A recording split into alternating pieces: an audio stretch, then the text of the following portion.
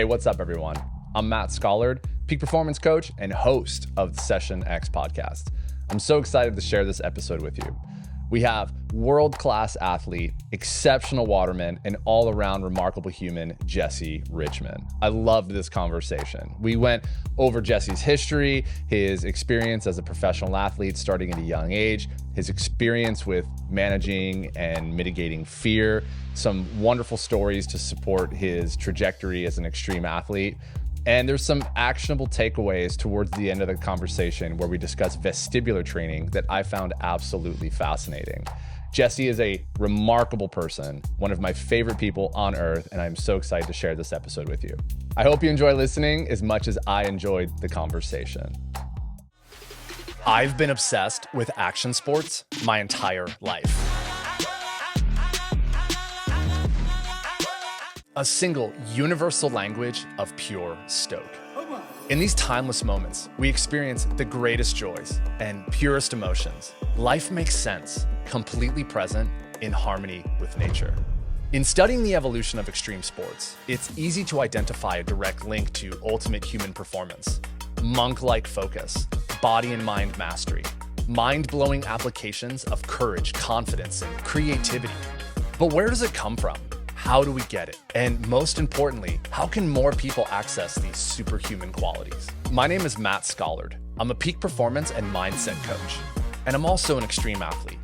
Together with some of the greatest action sport professionals on earth, we'll drop into the powerful lessons found within their chosen disciplines and explore how you can apply them toward your own journey of greatness. Welcome to Session X Podcast, the intersection of extreme sports and peak performance. My brother, welcome so much to the Session X podcast. Dude, thank you for having me. It's a pleasure to see someone as awesome as yourself putting this together and bringing, really a wide variety of like-minded badasses together. Flattery will get you everywhere. Exactly. Everywhere. Hey, bro, before we get started, I have to ask, do you have a vanity plate on your truck? I do not. Man, the LFK, I was like, let's fucking kite. I was like, oh, no way. I never even thought you never of even that. thought about that? Oh my God, you rocked up. I was like, oh yeah, let's fucking kite. Of course that's Jesse's I truck. love it. All right, so Jesse Richmond does indeed have a vanity plate on his true. truck. Yeah. Yeah, All right, good. well, my brother, for those who don't know of the absolute legend of a human that is set before me right now, Jesse Richmond, big air kiteboarder, the only American to win King of the Air, incredibly diverse and talented waterman, rides jaws on a twin tip, on a surfboard, tow, paddle, just an absolute beast of a savage on land, on water. Your accomplishments are fucking incredible, my bro. Like, amazing. Thank you. I appreciate that. I draw so much inspiration from your journey and the way in which you approach these sports, the way in which you approach life, fatherhood, marriage, being a friend, being just a powerhouse of an individual brand. Like, it's incredible, man. You've done a phenomenal job, not only to our collective sports, ocean sports, but just to humanity in general, man. It is an honor to know you, bro. And like, thank you. I appreciate that. That's very, very kind. Yeah. Well, I mean, again, flattery will get us everywhere through this whole process. Yeah. Well, I think the coolest part of my journey has been all of the really incredible people that I've met. And that kind of like, I started traveling when I was 13, or like before that a little bit with my family, and then by myself when I was 13. 13. Grew up here in Haiku, though. In Maui, yeah. And yeah, my first event, I did like Venezuela and Canada with my dad and my brother. Okay. And then started doing a few trips by myself. I went to Mexico when I was 13. And then the world tour I started when I was 14. And that was fly to France solo and, just navigate everything. And that first year was wild because I made a few $1,000s from my sponsors. So I blew everything on the first trip and went to France. I was like, let's see what happens. And I won the event. Yeah. I was like, oh, sick. At 13. At 13, I was like, I just made like $7,000. All right, let's go to the next event. And basically just kept on doing that the entire year. And I ended up winning the tour that year. So then I was like, all right, I think this is a thing. And the next year I got, way more from my sponsors and everything started to fall into place. I was like, oh, wow, this is actually like a thing. Now I'm like 14, 15, traveling around, getting paid a pretty substantial amount to just kite. And it was such a trippy thing because I learned obviously so much in those few years, but just started finding people all over the world that were amazing. And I think that's where my dad, he spent a lot of time in Israel. I come from like a long line of rabbis on his side. Really? And the way that he views his like brotherhood with the Jewish community was really fascinating and something I never understood.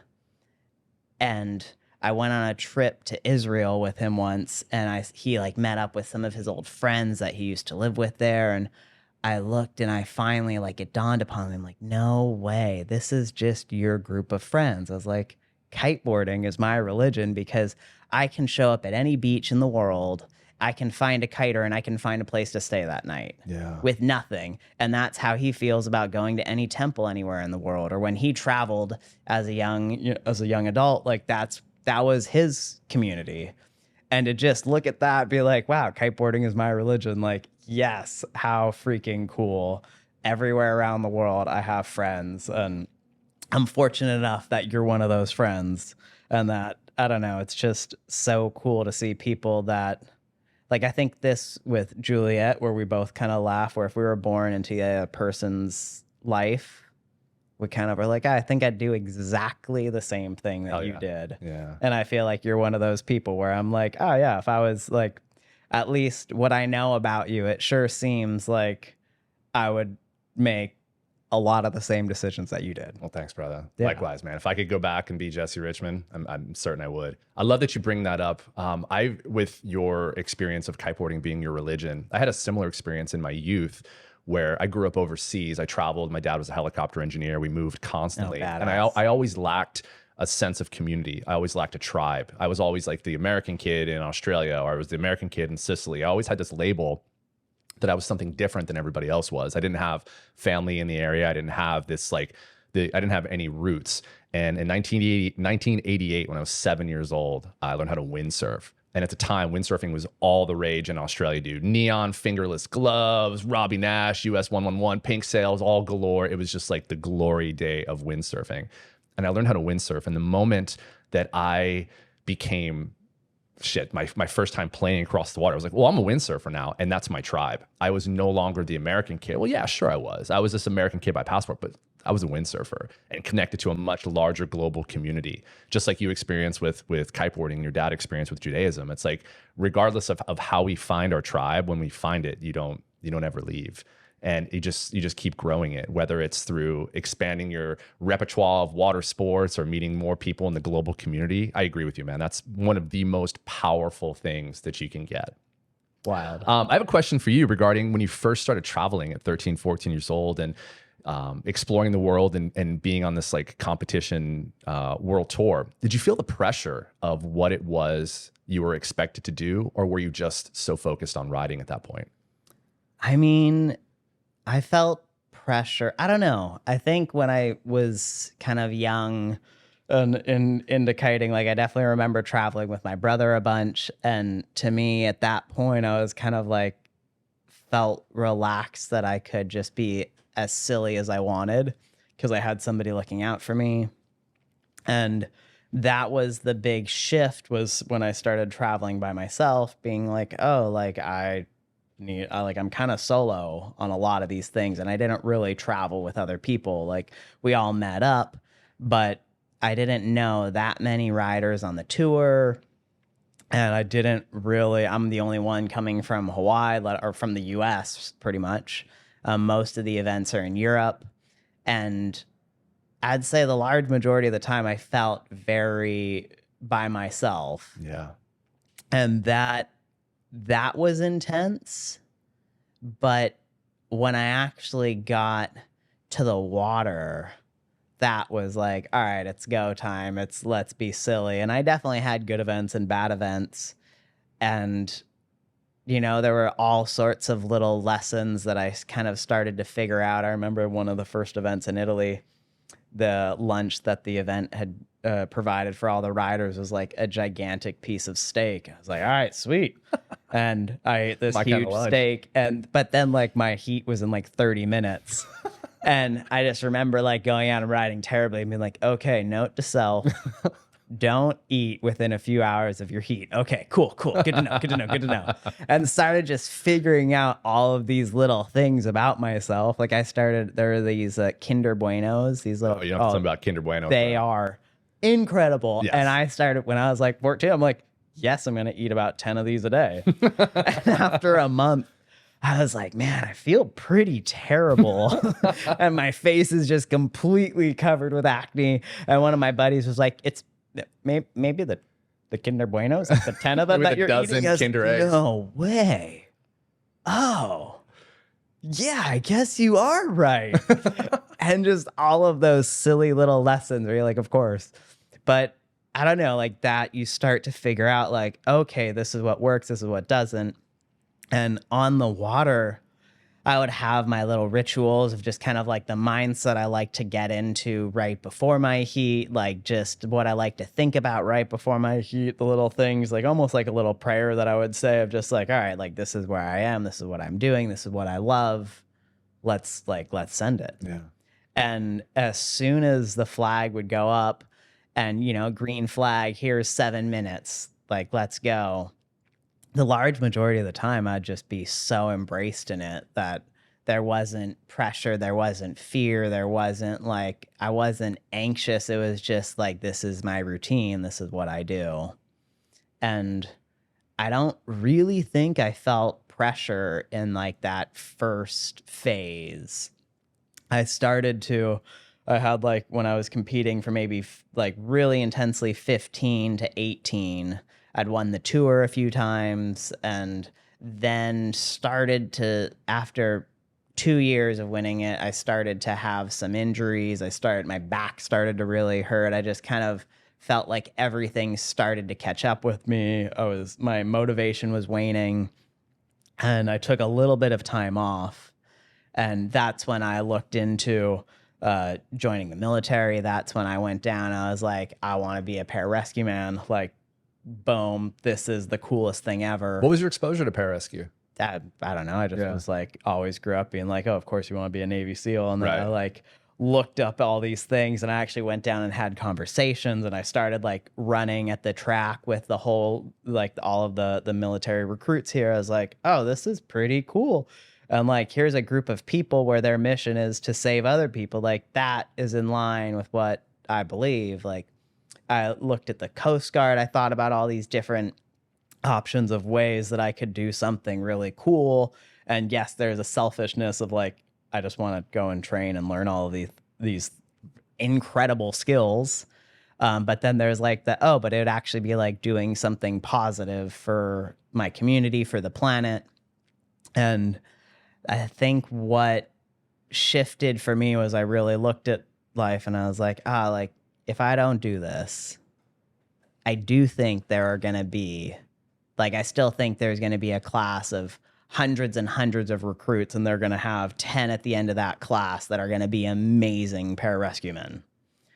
And if I don't keep on kiting, and if I don't kind of take this beautiful life that's been given to me and like really try to inspire the next generation, like I don't know if anybody will inspire the next generation of kiteboarders like I want to. Yeah. I don't know if anybody will like bring this community together like I have the ability to do.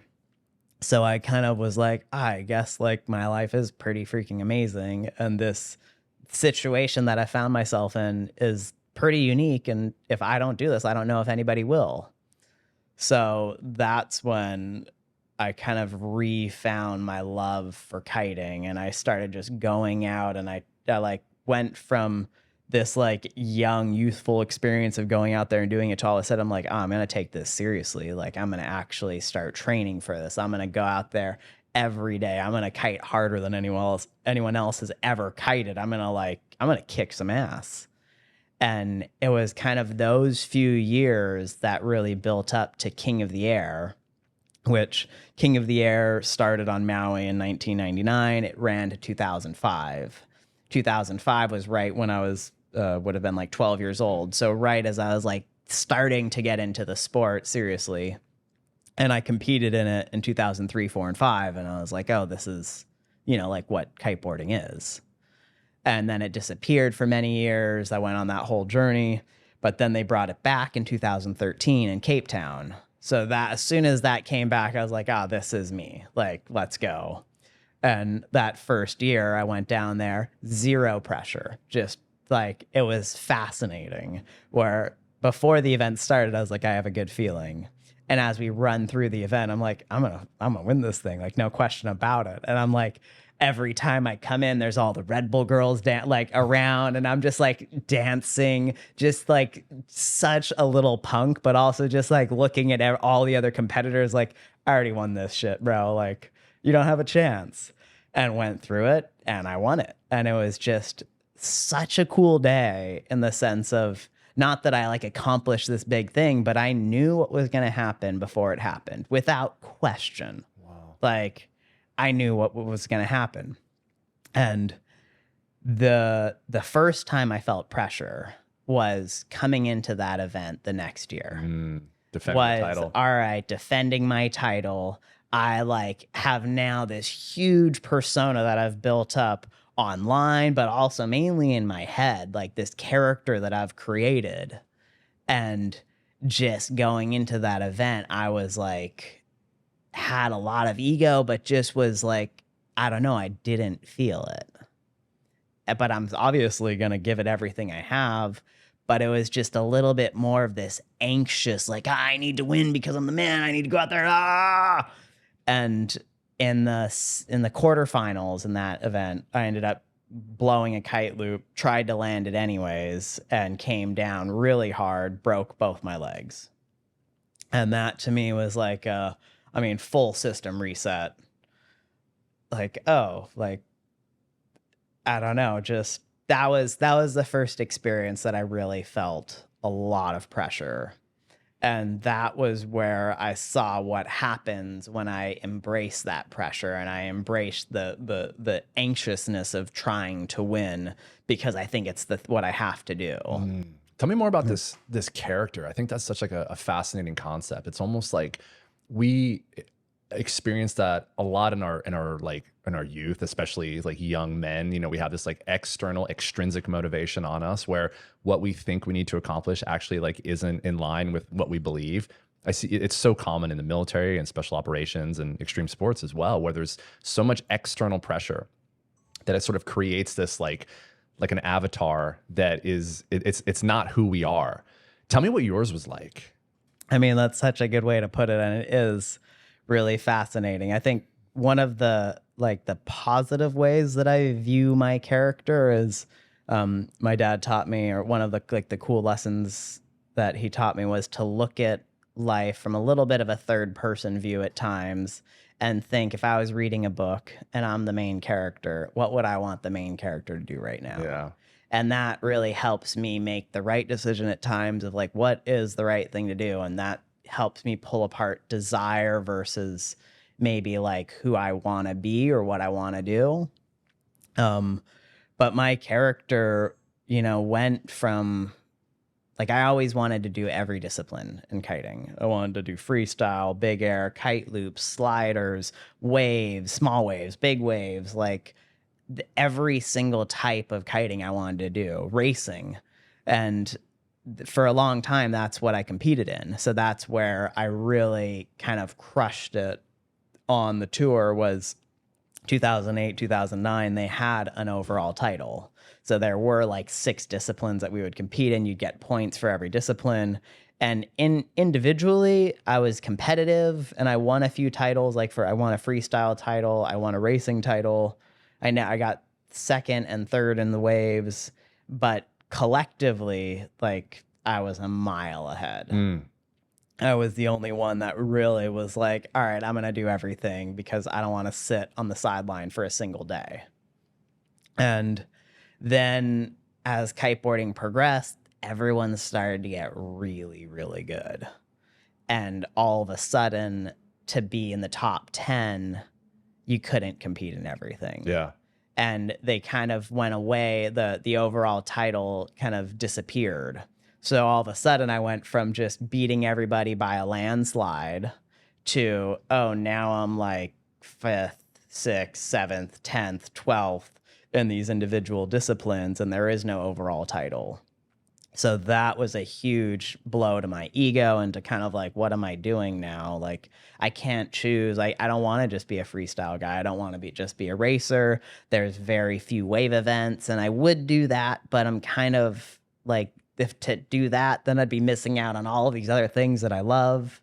So that was a few years of just trying to figure out who I wanted to be and what I wanted to do. And my sponsors would always tell me, like, you kind of need to create a person, because if we want to promote you and we want to market you, we need to know who you are and what you do and why you do it, and what, just to even figure out what audience, we want to showcase you to, what gear we want to promote you on. And so I didn't really know any of that for a while, and I was a little bit lost from 2010 to 2013.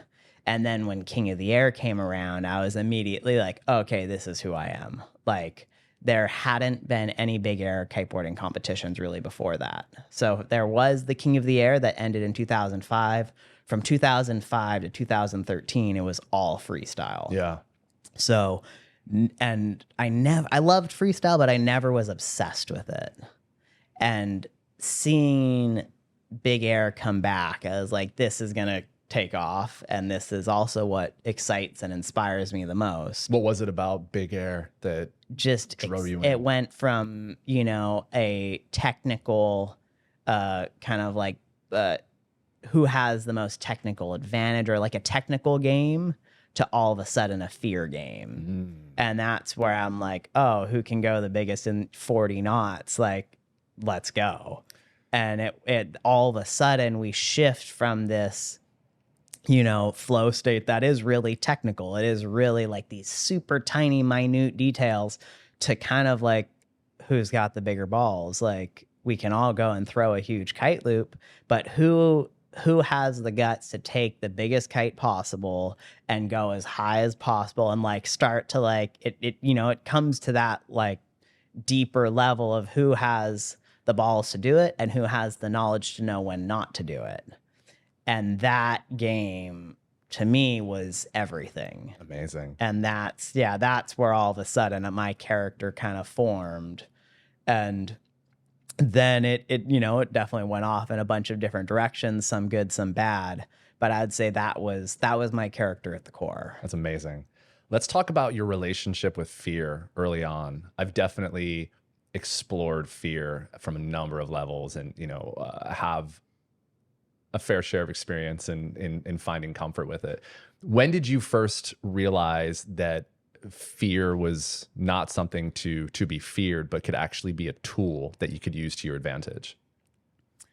I don't have some like epiphany with fear of this was the moment, but I feel like it was a slow understanding of, okay, like why am I scared? And I'm usually scared of the unknown.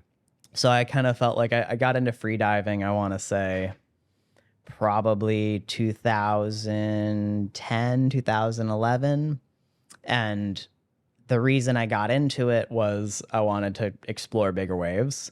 And everybody that I knew, all of a sudden, that was like the tool that they had was, oh, do a free diving class, get a 4-minute breath hold. Now there's no fear of jaws. And I did a free diving class. I did it with this Italian guy, Davide Carrera, and all of my friends were doing a very physiological, scientific class of, in 3 days, we'll get you to a 4-minute breath hold, pretty much. And I didn't really know Davide. My buddy Nicola was like, oh, dude, I got this great guy coming to Maui. let's do it. I was like, sweet. And it was like half the price. I was like, yes, perfect. Here we go. And we end up in this pool, and this little Italian man's like, he's okay. Just relax and relax the shoulders, relax the neck, relax the anus, and relax the genitalia. And you're sitting there with your face in the water like, all right, this is not what I was expecting. And he's like, just feel love coming out from your fingertips and picture a nice panoramic view, maybe a sunset. And the whole time I'm like, dude, like, just teach me how to do a 4-minute breath hold. Like, we're at like a minute and a half, 2 minutes. Like, this is not what I'm after.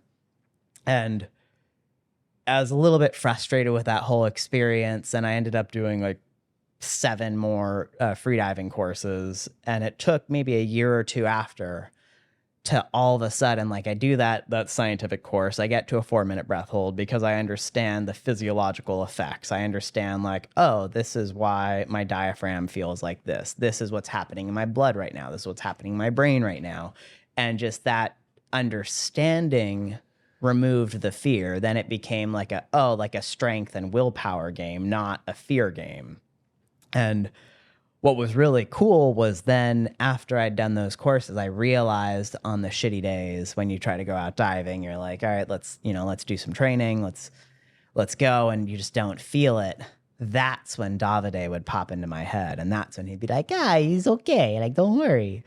And I'd have this little meditative Italian guru sitting in my head, just like helping to guide me through like, not the fear, but how to make it fun, how to just kind of relax and enjoy.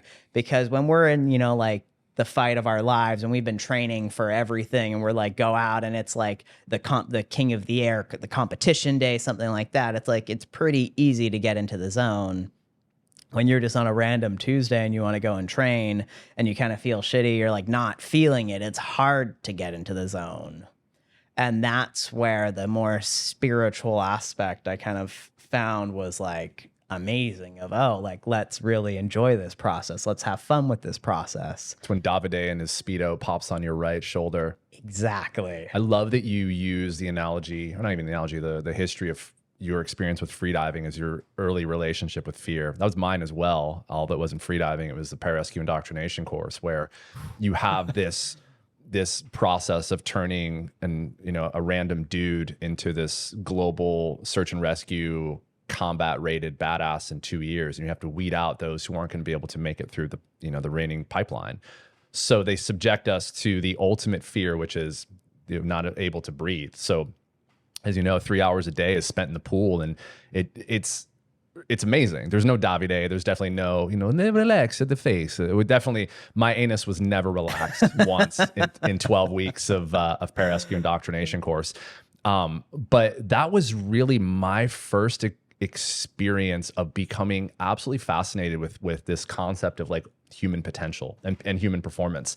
How can ordinary people learn how to have these massive breath holds? How can they flip this switch and override this primal desire to fucking breathe, right? Like, there is no more desire in a human being stronger than the urge to breathe. And they deny you that very early on, and you have to find a way to navigate it, whether it's through, an audio book with Davide or whether it's through your own process. And I have used breathing and breath work as a tool to navigate fear for the last 25 years.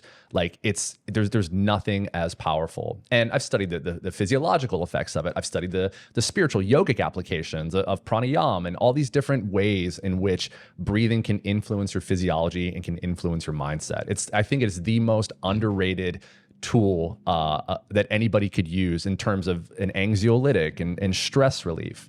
I don't want to misquote, but I believe it's you're familiar with James Nestor? He wrote the book Breath. Yep. His whole thing about nasal breathing versus mouth breathing. Yep. It was a phenomenal book. I believe what I'm about to quote is from that. If I'm mistaken, I'll put something in the show notes. But he describes people who, for whatever reason, are born without a fear response. They're like, they have no fear response. It's, whatever it is, however your neurobiology is wired, you do not experience fear in the way that a normal person would. And during a study, they took all these people and they force them to breathe pure CO2. Which, as you know, CO, and for those who don't know, our desire to breathe does not come from an oxygen deficit. It comes from a CO2 abundance. We have too much CO2 in our blood. It causes an acidic response, which then makes us want to breathe. That sensation of being underwater and having air hunger, it's not you need oxygen. You got to get rid of CO2 in your lungs. So CO2 in itself, we have these receptors that CO2 binds to, and it's like, hey, why don't you take a breath? So these people who all proclaim to have zero fear response, breathe pure CO2, 100% of them experience panic and fear for the first time. Wow. That's fucking insane. Wow. Like, that's insane. It's like you've lived your whole life and you're like, now all of a sudden you're like, you breathe. What the fuck is going on? Like, could you imagine if you've never experienced fear? What a trip. What a wild trip. But going back to your experience in learning freediving as a tool to navigate Jaws and to have that, replacing fear with knowledge and experience, which is something that's powerful. Had you used breath work, or do you have a breath work practice that you get into prior to competition or prior to a big day out at Jaws? I mean, I don't have any like really strict programs. Everything is kind of, I don't know, it's always been a little bit chaotic, and I work with amazing trainers here. And I have done some years where it's a really structured year of this is our building phase. This is our our strength training phase. This is when I'm going to learn new tricks and have it all based around, the king of the air. So then, for the 3 months prior, we're like recovering so that on that day, we're just in peak shape. But I'd say like life is a little bit more chaotic than that most of the time. So there isn't like this perfect structure. It's more of just, all right, like, what do we feel like doing today? Yeah. And breath work, I find, is so important for everything. So regularly I do pool workouts, and those are just kind of like a fun, easy thing. I can do those with my kids, which is very chill. And that's just trying to spend as much time as I can holding my breath. I'd say half of those, I don't necessarily have a really good safety. So I never even come close to pushing anything. It's more just like, let's just have some fun underwater. Yeah. Anytime I do have a really good safety person with me who's trained to know what to do if I black out, then I'll start to play around with, all right, let's get really uncomfortable. And just remember that we can do that. And I don't know, it's just, it's conditioning. It's how much time can we spend in this place where it's uncomfortable and recognize that it's okay. Yeah. And the beauty of breath holds, where I've found, is anytime that it's real, anytime you're at a Jaws and you're getting worked by a huge wave, it's such a crazy experience that it's like, you're like, oh man, I've spent my whole life training for this moment. And now we actually get to put it to practice. So any of the challenge of getting into that mindset is gone. You're there. Yeah. And then you're like, all right, I'm here. Let me embrace this. Let me go through my little like checklist of things of, I'm like, pull my arms in, relax, try to equalize my ears, try to think about this nice thing. And just, there's like such a long to-do list of things that I feel like I need to do. So I'm never ever bored in that way. And I'm never like lost. I'm just like, okay, just keep on my checklist, keep on equalizing my ears, hold my arms in, and just picture, my favorite little picture that I like to think about, which is I learned from this really badass guy, Craig Gentry, who actually trains a lot of the U.S. Special Forces. And he has a little candle on a projector. So if you're sitting in a dark room and you have a projector and you see this distant candle, just like it's like you have to squint to almost see it, and it's just this little flicker. He's like, that's what I like to think about, and that I really loved. And I'm just like, all right, so you're just eyes closed and you're just trying to think about this little flame flickering in the distance, almost like you're trying to fall asleep. And that to me is the place where I try to get to. And it's pretty easy at Jaws because you're like, the alternative is freaking out, which is going to just be so counterproductive for everything. And I'm smart enough to know that's the wrong choice. So let's stick with this like really chill meditative direction. And the beauty there is you're like, okay, worst case scenario is I black out and I have my inflatable vest on. I have an impact vest on. So I have redundancy that I'll float. And even if my inflatable vest pops, and then I have redundancy on the, on basically the next step, which is I have at least one jet ski, if not two, looking for me. And those guys that are on the skis are as good as they get. They are so badass. They know the wave really well. So it's one of those things where you're like, all right, all I can do is think about all these worst case scenarios and make the best plan of action for those scenarios. And after I've done that, then I'm kind of like, oh, like, yes, I could die. That's always a chance. But the likelihood is pretty small. And I feel pretty good about my odds. And okay, now I recognize that, like, I understand what can happen when everything goes wrong. So now I can really start to play with these moments because I feel like I'm prepared. And that to me is my whole approach to fear is if you heli dropped me on the craziest line in Alaska, where half the directions I would end up, getting killed by an avalanche, I would be petrified and I wouldn't go because I'm just like, I don't have this training. I don't have this experience. Like if I'm following somebody and it's like not the gnarliest line ever, epic, perfect. Yeah. And that person is helping coach me, like, awesome, let's go. But to make that decision on myself, like, not at all. I don't have that experience. Yeah. And that's where out at Jaws, I'm like, oh, it's nice to look around and have a good gauge of what I do have a grip on and what I don't. And I've spent, over 20 years training for that. So now when I get out there, I'm like, that's my approach to fear there is, all right, I have the experience, I have the training. Now I can embrace the moment. Fuck yeah. That's amazing, man. That's why everything you're describing is why I lean so heavily into this concept that extreme sports are like the shortest path to enlightenment. If you have this relationship with fear and you can navigate something like Jaws, you can navigate anything.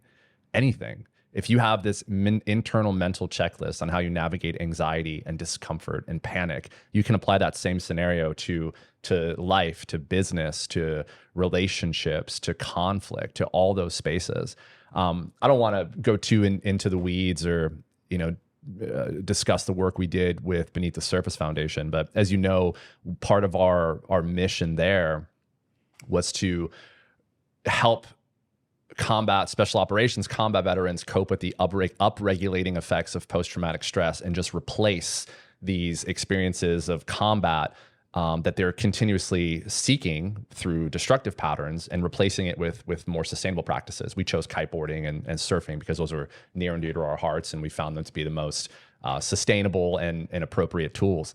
And it's exactly that. There needs to be this lesson, this contained, controllable environment with which to learn and practice these things. I have this 5-part definition on what peak performance is, and the final 5th part of it is a love for operational validation, which is exactly what you're describing, where it's like, yeah, I've been training for this for 20 years. I don't want to live my life and not see what I'm capable of. Is it terrifying? Yeah, it's terrifying. Yeah. Does it suck? Am I gupping? Am I panicking? Is my body getting thrashed? Am I having these visions of my wife and kids flash through my eyes? I am, but I'm going to navigate it, and I'm going to own it, and I'm going to control it, and I'm going to emerge from this experience fucking stronger. I love it. And that's the real shit, man.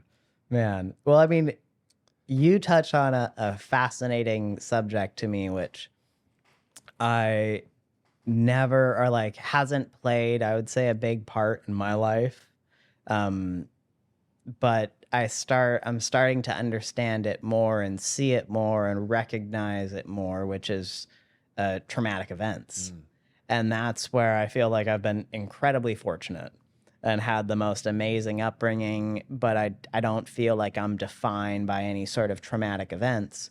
But that's where I start to see, especially with raising kids and managing a relationship, not that those things are traumatic, but now I'm like, I'm scared of creating an event that'll shape the way that my kids think in a negative way. And I like care so deeply about my family, about my relationship.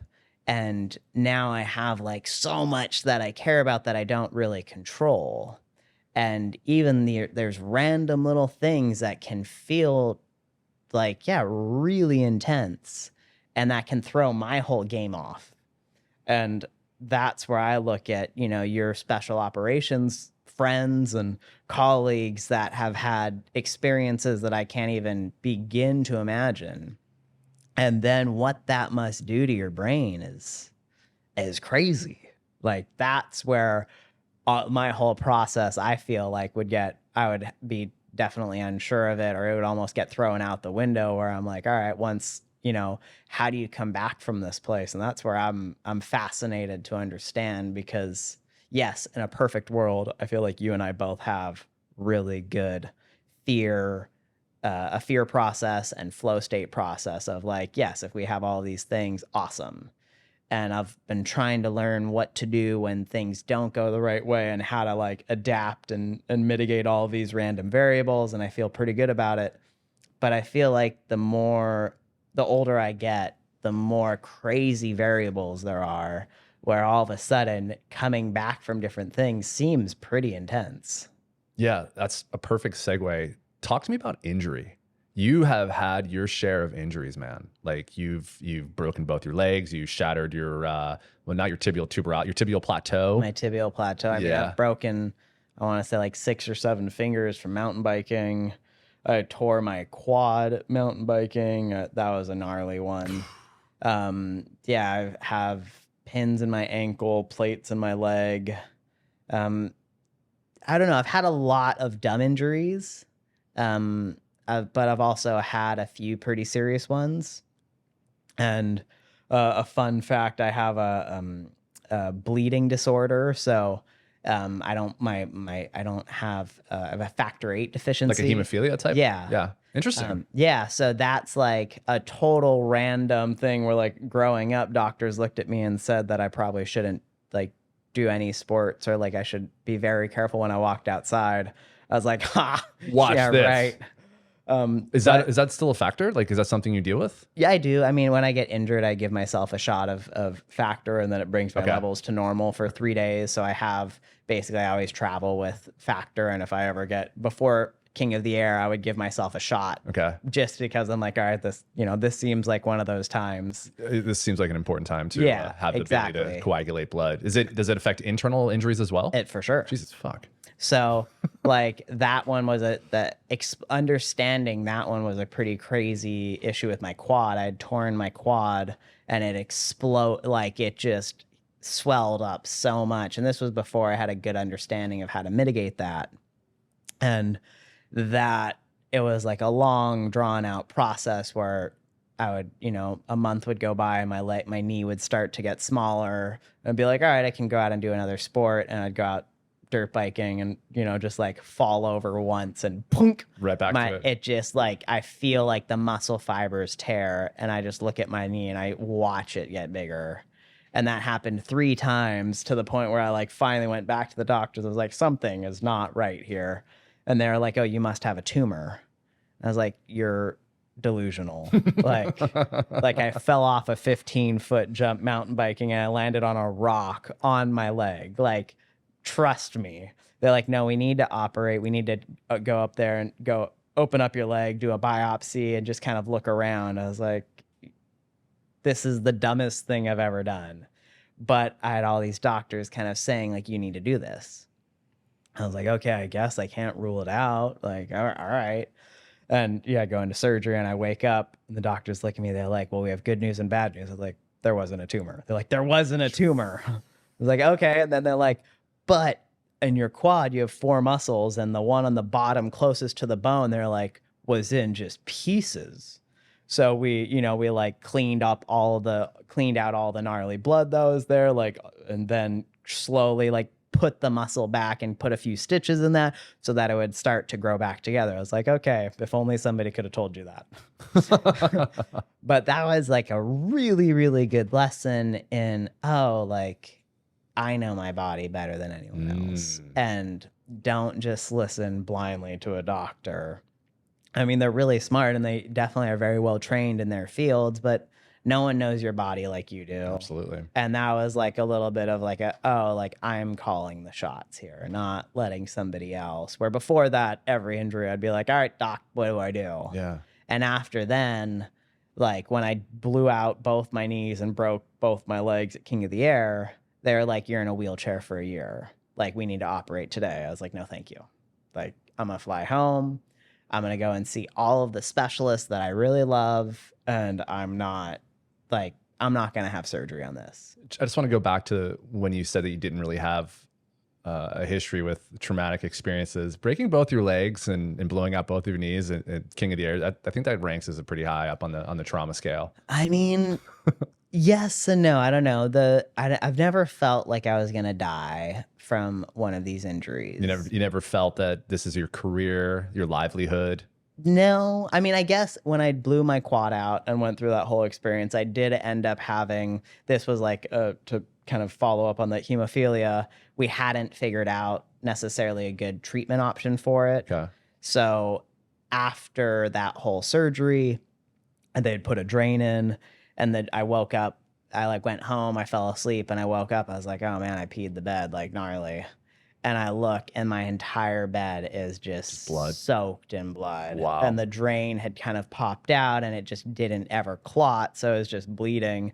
And I got up, and I just passed out. And that's when my mom rushed me to the hospital, and all of a sudden they're like, oh, your what is that? Your hemoglobin level is at like 5, where they're like, normally you're like, once it gets below 6 or 7, you're not awake. For sure. And I was like, oh, so that's when I'm like there getting a transfusion and all these things. And at one point, I like kind of felt like I was fading, and my heart rate went up to like over 200, and they were like trying to figure out how to get my leg to stop bleeding, and it just wasn't. And that was an experience where I was like, oh, this feels different. And I would say that was the closest where I felt like maybe fading away from my body. And that one I recovered from, and everything was kind of good and okay. And that did spark a huge amount of like motivation to figure out a good mitigation factor for hemophilia, which now I have a shot that works. So that kind of wouldn't have been an issue if I was better prepared then. How old were you when that happened? 17. Oh, wow. How did that impact your life? Like having this, like, not many 17-year-olds, thankfully, experience, their own mortality and like are handed that at such a young age. It's common in the military, obviously. For sure. It's common in extreme sports somewhat, but like understanding your mortality when you're that young, that's a hard pill to swallow. I don't know. I still, throughout all of these injuries, I still was like, oh, like I'm going to get back to 100%. I'm going to keep on doing what I love. Yeah. Like, that's just the way it is. And I think maybe it wasn't until breaking my leg now 2.5 years ago. At Jaws? That was at Hokipa. Hokipa, okay. Yeah, that's right. And that was the gnarliest single break that I've had, where it was like a huge chunk of bone. And like the top of my tibia plateau was kind of shattered. And that was the most painful injury I've ever had by a long shot.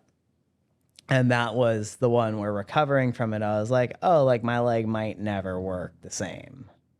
And now I feel like it's at 95%. Yeah. But that 5% pisses me off. Yeah. And going to like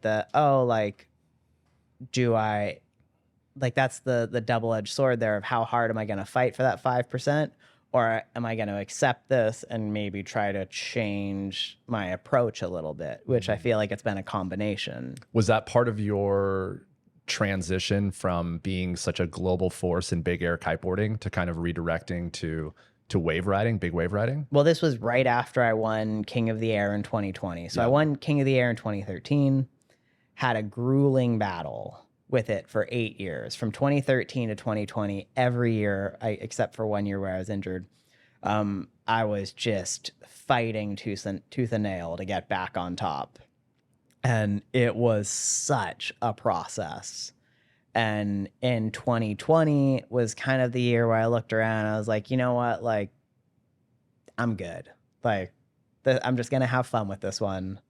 Like, this is my life is going to be great whether I win or I lose. I have fantastic sponsors. I have my wife on the beach. We have our daughter who's 6 months old at the time. And like, the day is going to be awesome no matter what happens right now. And my life is going to be awesome. Everyone's going to support me. Everyone's going to love me. And that, I think in prior years, I didn't feel that, you know. I was like, my character was like, I need this. This is who I am. And finally got to the point where I'm like, it's all good. How'd you get there? And was there a catalyst? Or was it just maturity, life, Lou? I think just life. I think having my daughter was pretty impactful of like, oh, this is a fun career, but you know, I'm not a football player making a $40 million contract. I'm like a kiteboarder where, like there is not much money in professional kiteboarding. There's enough where you can, if you really crush it, you can make a decent living for a few years, and then you can figure out a way to transition into something. And you can make over $100,000 kiting. There's very few people who have probably in kiteboarding as a rider who have ever come close to $200,000. And I would say the large majority of riders are somewhere between 20 and 40. So it's not like this career where you're like, my life is going to be over if I don't do it. Like, I can transition careers and make over $100,000 doing something else. And I feel like I could start doing that tomorrow. I could find a career that would work. That what would you I do? Would be happy. I don't know. My brother cut trees and was a pretty badass arborist, and he went from kiting to becoming an arborist and made really good money. Doesn't he live in East Africa now? Now he moved to Kenya. Kenya, that's right. Yeah. But I mean, when he was on Maui, like, he was crushing it. And he was having a really good time. Granted, I thought it was super dangerous. Yeah. Like, I was like, holy shit. I worked with him for 2 days. I was like, this is way gnarlier than kiting. Guy coming from 80-foot mega loops, a king of the air, dude, right? 60-foot jaws. Dropping a 100-foot tree with a 5-foot chainsaw. I'm like, holy shit. It's insane. And like the risk that he dealt with on a daily basis, and the amount of scenarios where it's like, all right, if I cut this limb and it goes this perfect direction, great. If it goes any other direction, I'm killed. Like, it's going to kill me. And to watch him handle that, I was very impressed, and I didn't have a respect for it until I spent a day working with him, where I was like, the forces here are mind-blowing. Fucking insane. And I was like, I don't necessarily want a job where if I can't work, I don't make money. Yeah. Like, I want to create a job for myself that, yes, doesn't necessarily rely on my body working and me putting in a hard 10-hour day. So that was like my motivation to keep on going with kiting at that time. But I don't know if I did have a little bit of a midlife crisis this year, and I thought that either becoming a firefighter or a helicopter pilot would be very, very fun. Hell yeah. Both. Exactly. But to be honest, financially, neither of those are great avenues. And I feel like I come back to, all right, I have a pretty awesome life in kiting, and it is really fun. And there are definitely ways that it's like, how cool to be an athlete that I have like 6 world titles. I have all sorts of I'm like very well decorated, and I have to be really creative to make money. Where like, if you're a well decorated football or a soccer player, like, you don't have to be creative. Truly. Like, it's very, very simple. Just walk to the airport and sign autographs and pay payday. Like, you do your game. Like, you do your game. You train super hard. You do that for X amount of years, and you don't be a complete idiot with your money, and you invest it wisely. Like, there you go. Very simple process. Extreme sports, it's like, you can be one of the most decorated athletes in the world in your sport and still have to be incredibly creative with how to make money. Yeah. So I think that's a blessing in disguise for, kiteboarders, for, all these random fringe extreme sports where it's, there are people who make a lot of money, but it's not by being the best. It's by being a creative person.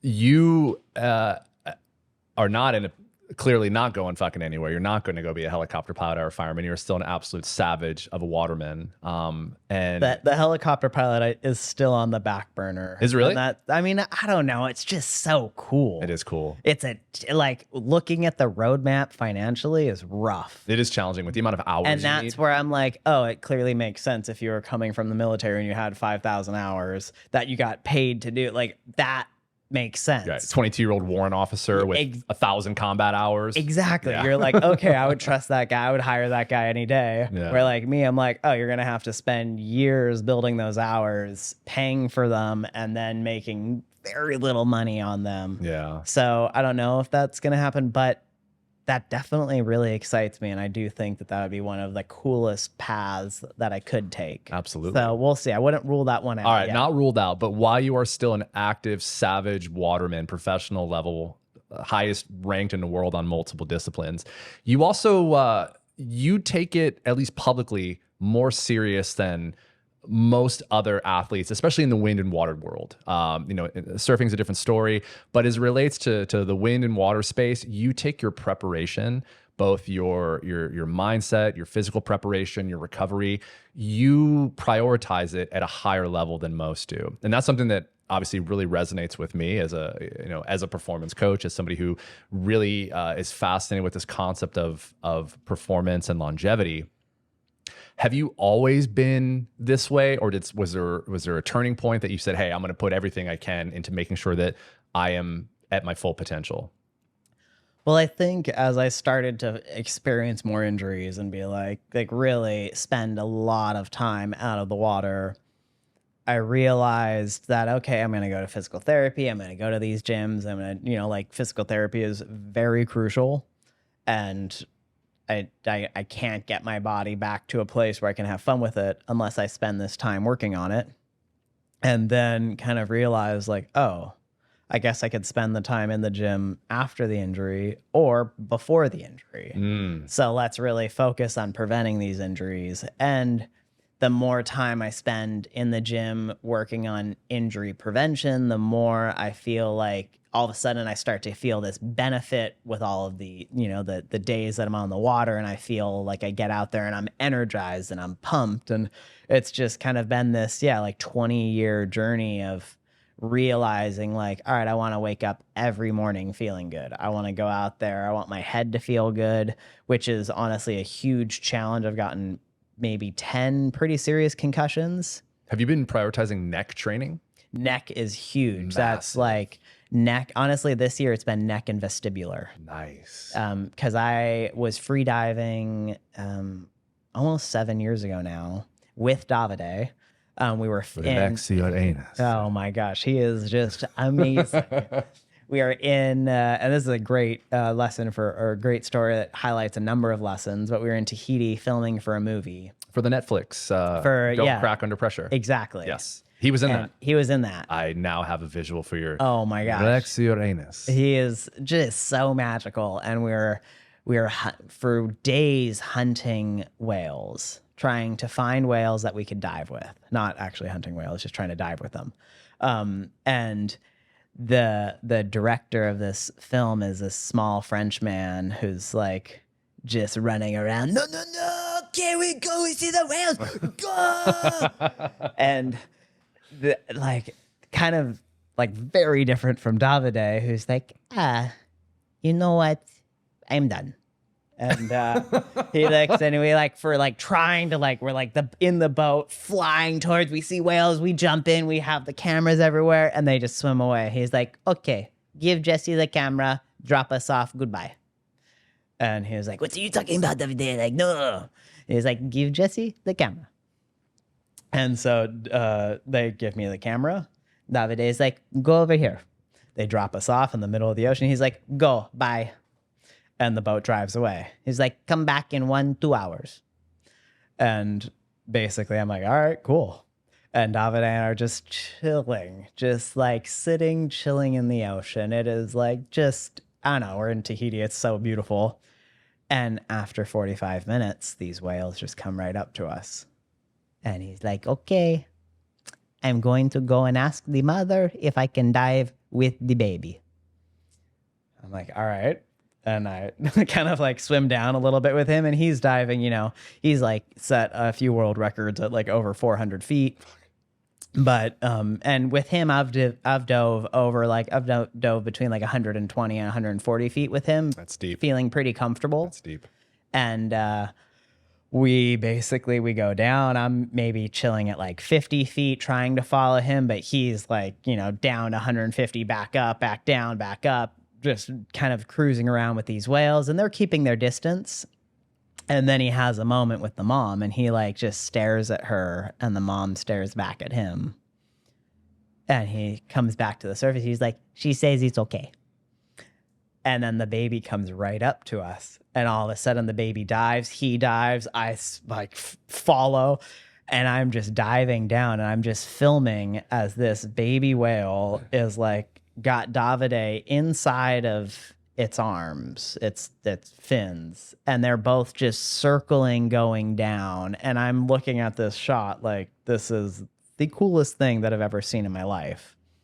And I keep diving and I keep diving. I'm like just going with them. All of a sudden I'm like, okay, I think I got carried away.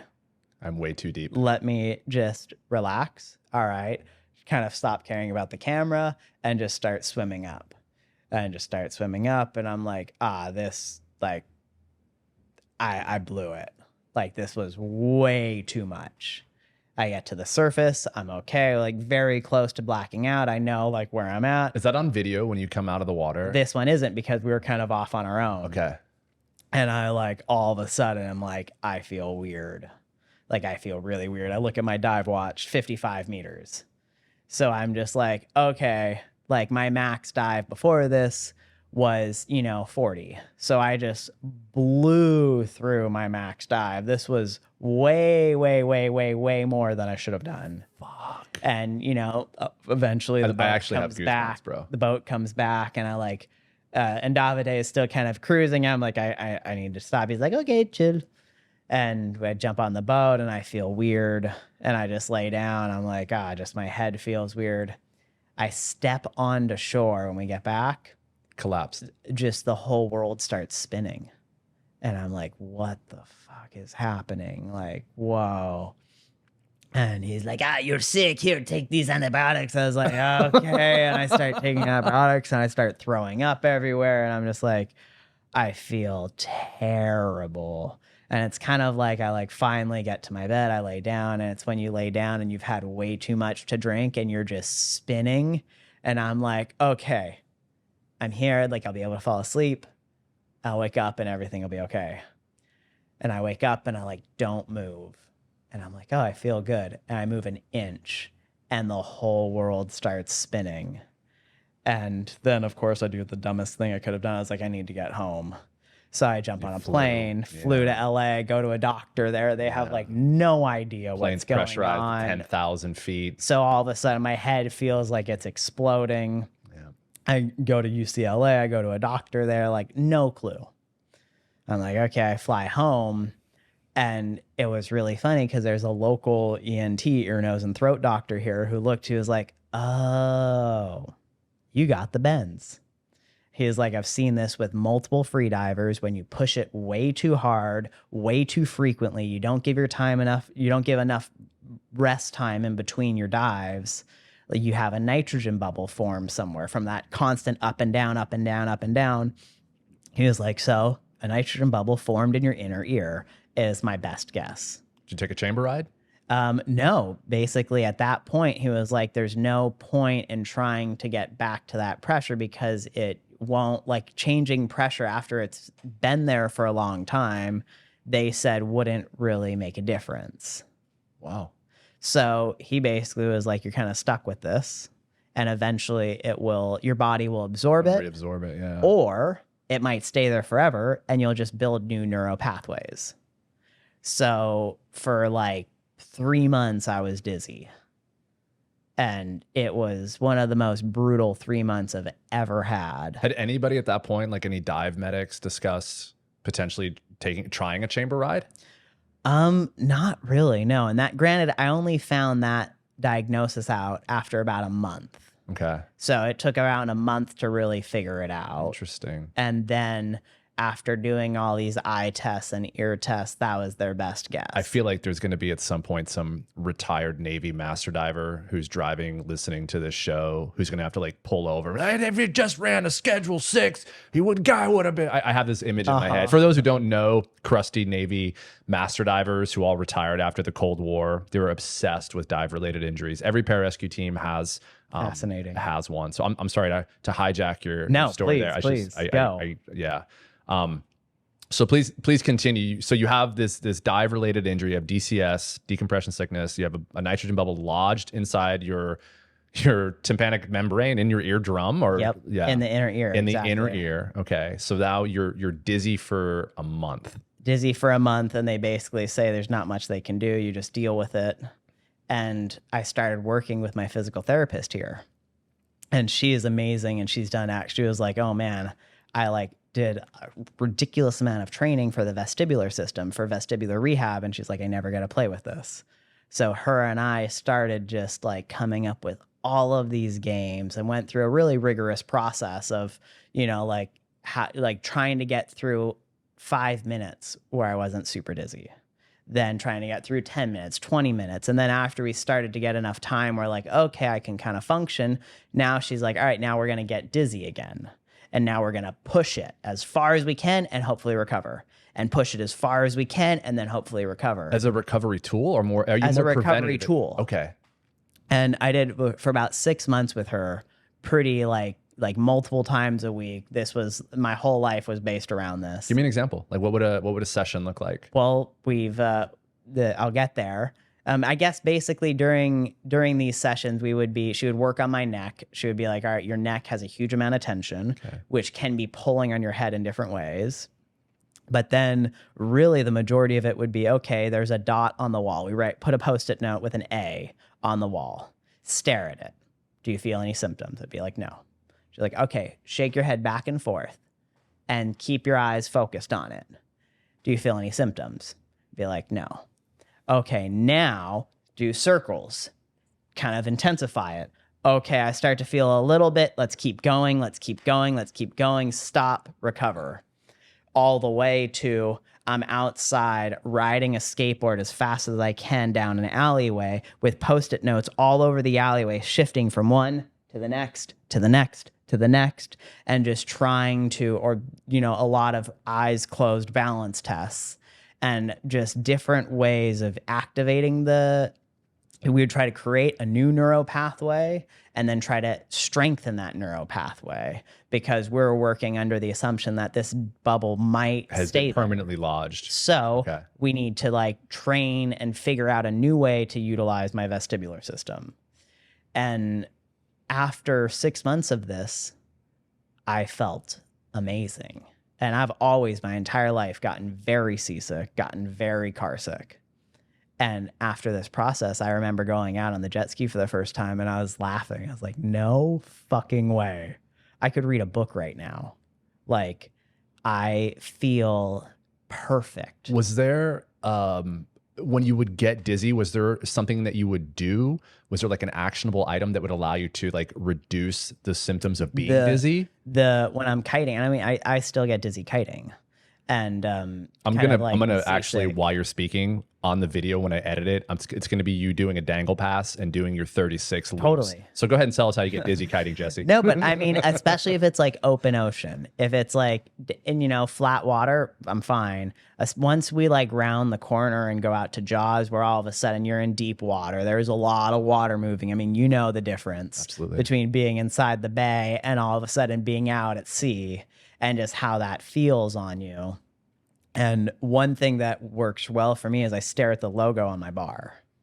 And just by staring at that logo and going back and forth a little bit, eyes focused on it, doing that exercise, it clears my head. How long does that take? 10 seconds, That's 20 seconds. Fascinating. And what Mackenzie, my therapist, is super fascinated about it. She was like, no one says that you can train to not be seasick. There's a vestibular rehab for injuries, but there's not from a performance standpoint.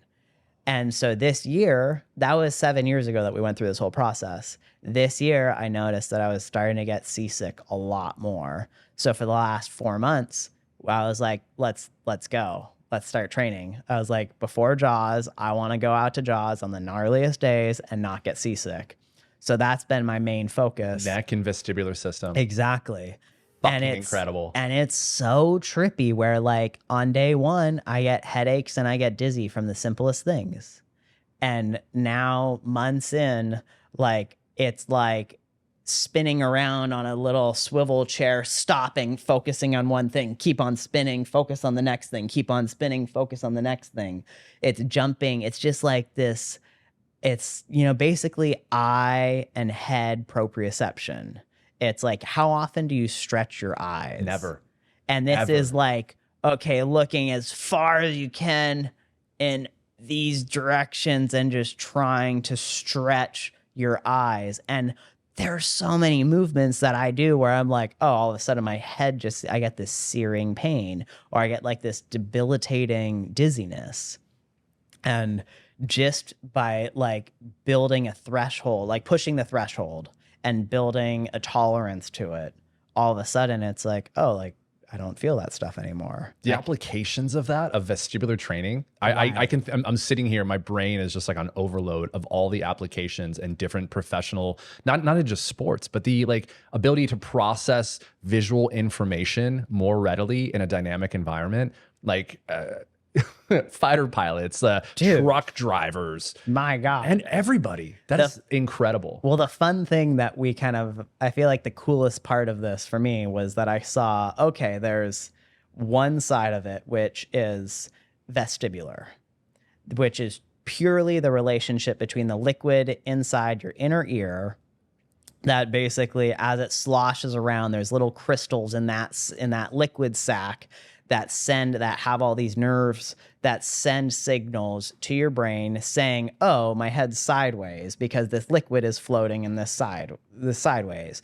And it's just like having a really good relationship between that inner ear and your brain. That's one thing.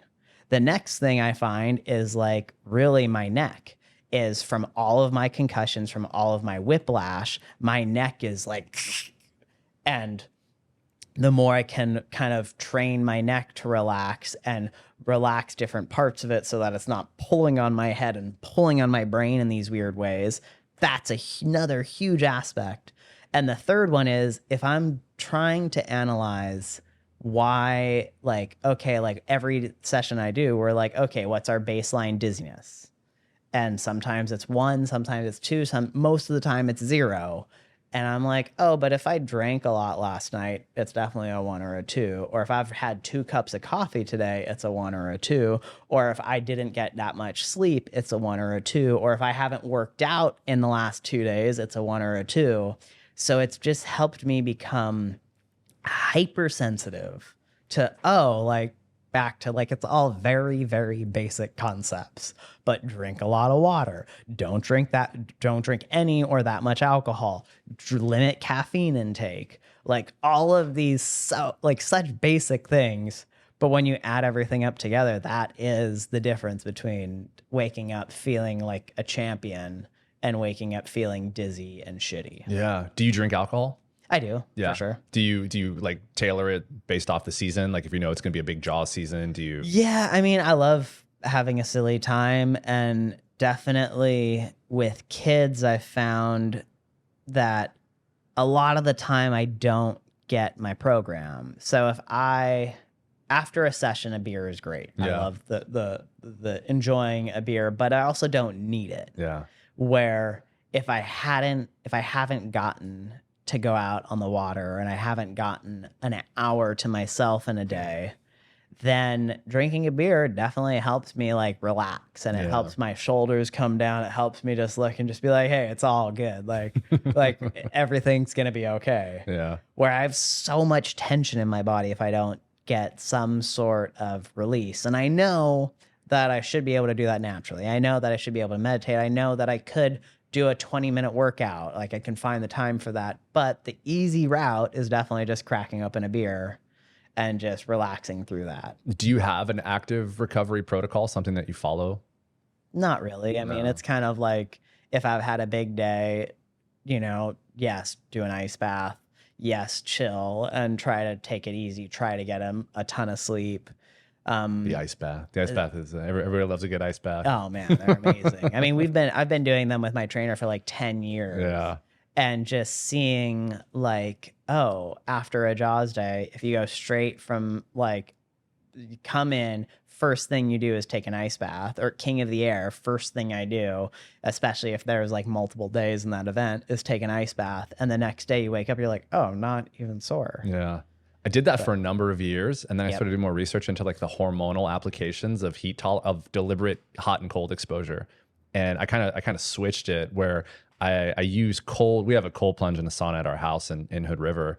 And I use cold prior to strength training to increase testosterone. Is that hormonal impact?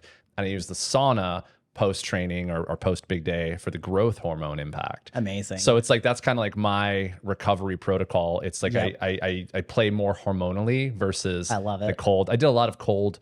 I've experimented with it, all the different facets, like the Wim Hof style, like I'm just going to be completely stationary for 25 minutes at 39 degrees, the mental toughness and mental tolerance. I think my favorite application of the cold, though, has been this like 9-month experiment of experimenting with like testosterone increase. And I've noticed differences too. Epic. For sure. Tell me a little bit about your strength training program, how you approach that. Obviously preventative, injury being your kind of biggest focus. What does that look like for you? I mean, it's in recent years, it's just become like, all right, how can I move my body the most intentional way and feel good? And it's like, I'm naturally really like strong, and I have like definitely a strong build. Endurance wise, not as great. So that's always where I'm like, I need to focus on building endurance. It's not as much fun. I'd much rather max out pull-ups or like do bench as much as I can. And I did this year. I started doing some heavy lifting, which was really fun. I saw that you're in gym powerlifting. Yeah, and that was so fun, and it's like such a fascinating strain on your neurological system, and it's also like not endurance at all. But it's so interesting. I love that you bring up the neurological and hormonal impact. Totally. That I think is the most potent for when I work with athletes, especially the younger guys, like a lot of the King of the Air, I call them kids. They're all like 19, 20. I mean, they're kids. They're children. They're children. I mean, I love like just on that King of the Air kids, it is so fascinating where we were kind of talking on this earlier, but in 2020, that was when like I won and I looked around and I was kind of like, I think I'm good. And this was before I kind of even thought about the future. I was just like, personally, my journey, I think I'm good. Like I like closed that book in a way. You like actualized your first wanting to hand the torch to the next generation. But it wasn't even about that. It was just like my personal drive. Okay. I was like, I did what I wanted to do. I won it in 2013. I had 8 grueling years and I won it again. And I knew what it took to win it again. So I'm like, do I want to put that in again? Like, I think I'm ready for a different challenge. And watching what happened simultaneously with all of these kids that just like came out of nowhere, that have only been kiting for a few years, that it's just mind-blowing. And to me, this is like the 4-minute mile. Yeah. Where like these kids came in, like they started kiting in 2017, 2018.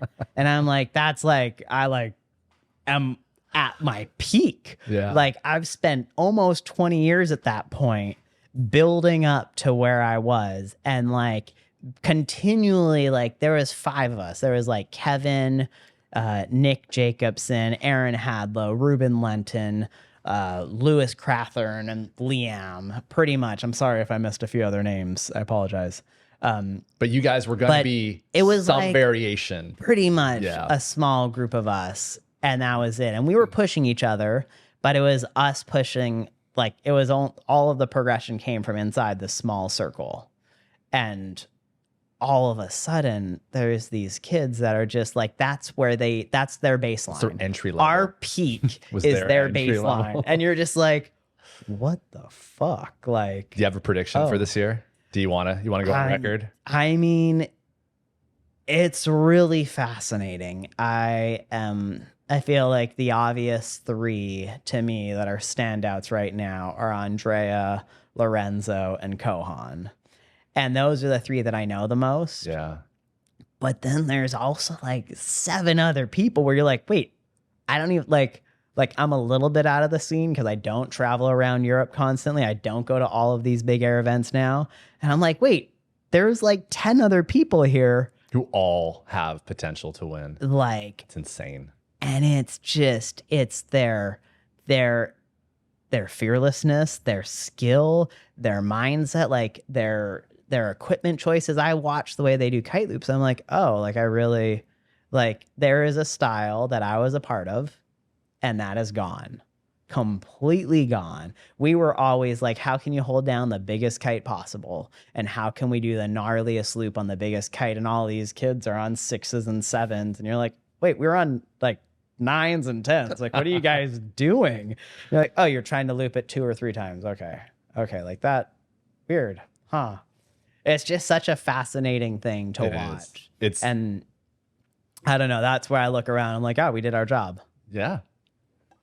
I think Jeremy Berlando is the absolute. I'm gonna go on record. I want Jeremy to win. I mean, speaking of powerlifting, I've done a lot of work with Jeremy. What I love is that he's not afraid to unhook, and that's kind of one of like that's I don't know when I've spent my entire kiting career with the premise that it's only cool if you're unhooked. And to then see a whole group of people not unhook at all, I'm like, what are you guys doing? You're not even kiteboarding. Yeah, watching Jeremy go and do a double pass. I'm like, that's it. Yes. Oh my God. That's right. And Kohan. That's where also Kohan is like trying to unhook, like doing crazy kite loop passes. I'm like, all right, fuck yes. That I can get behind. Cohen brings such, I definitely don't want to turn this into a King of the Air prediction. Cohen, his playfulness and his mindset surrounding big air kiteboarding, it's fascinating to me. Totally. I spent some time with him this last summer in Hood River when they were all in town, and just like his entire approach, everything to him is it's gamified. Totally. Regardless if it's training, if it's competition, it's all a game, and that has such an upper hand. Totally. In any competitive environment. Yep. In any life scenario, if you can gamify something, now it has flow triggers, like you and I have spoken about many times over the years, and flow state and flow triggers. If you have conditions where you can have a specific goal, specific outcome, immediate feedback, consequences, risk, all of these things.